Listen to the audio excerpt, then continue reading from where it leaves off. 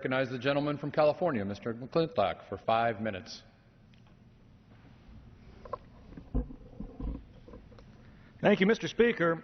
The government's continuing failure to address our nation's gut-wrenching unemployment stems from a fundamental disagreement over how jobs are created in the first place. We're now in the third year of policies predicated on the assumption that government spending creates jobs.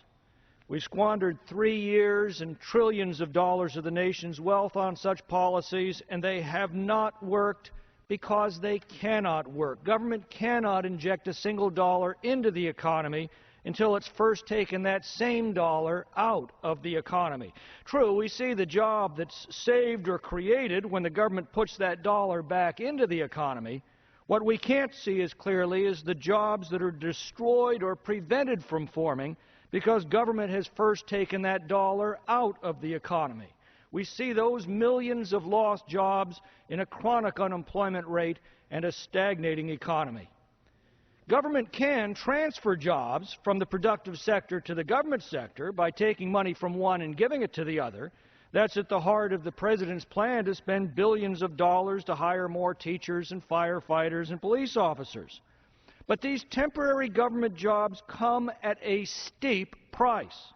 Every dollar spent sustaining one of these jobs is a dollar taken from the same capital pool that would otherwise have been available to productive businesses to invest in creating permanent jobs. Government can also transfer jobs from one business to another by taking capital from one and giving it to the other. That's how we got Solyndra. We put $500 million at risk to create 1,100 jobs. That's $450,000 per job. Now that $500 million is gone, and so are the jobs. And who pays for these losses? Other businesses and their employees, meaning fewer jobs created. What government can do very effectively is to create the conditions in which jobs either flourish and expand or wither and disappear. When we place additional taxes on productivity, jobs disappear. The President says he only wants to tax millionaires and billionaires, but the tax increases in his so-called jobs plan actually hammer more than 75% of net small business income, at a time when we're counting on those small businesses to produce 2/3 of the new jobs that our people desperately need. That is insane. When we place additional regulations on productivity, jobs disappear. That's what we're watching in real time. Thousands of pages of new regulations from Obamacare, from Dodd-Frank, from the EPA, stifling American job creation. It's no secret why business isn't expanding. Just ask a businessman. They're scared to death of the additional taxes and regulations they may be facing in the next few years, and they're pulling back to see what happens. Ask bankers why they're not lending, you'll hear the same answer. House Republicans have laid out a comprehensive plan to revive the economy through the same policies that worked under Ronald Reagan in the early 1980s, under John F. Kennedy in the early 60s, under Harry Truman in the mid-40s, and under Warren Harding in the early 20s. For example, the Congressional Budget Office estimates that Obamacare by itself will cost our economy a net loss of 800,000 jobs.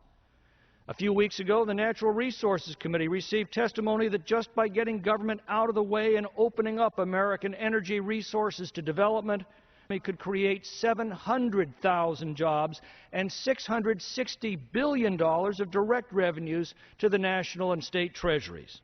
So repeal Obamacare, open up American energy resources. There is 1.5 million jobs right there at no cost to taxpayers. Now imagine doing that across all sectors of the economy. That's what Republicans are proposing to do.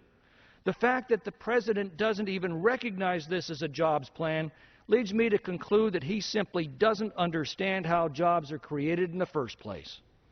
When Ronald Reagan inherited an even worse economy from Jimmy Carter, he reduced the tax and regulatory burdens that were crushing the economy, just as Republicans propose to do today. According to a recent article in the Wall Street Journal, if the economy today under Obama had tracked the same as it did under Reagan, 15.7 million more Americans would be working today, and per capita income would be $4,000 higher than it is today, $16,000 higher for a family of four. Mr. Speaker, freedom works. It's time we put it back to work. Yield back. Gentleman's time has expired.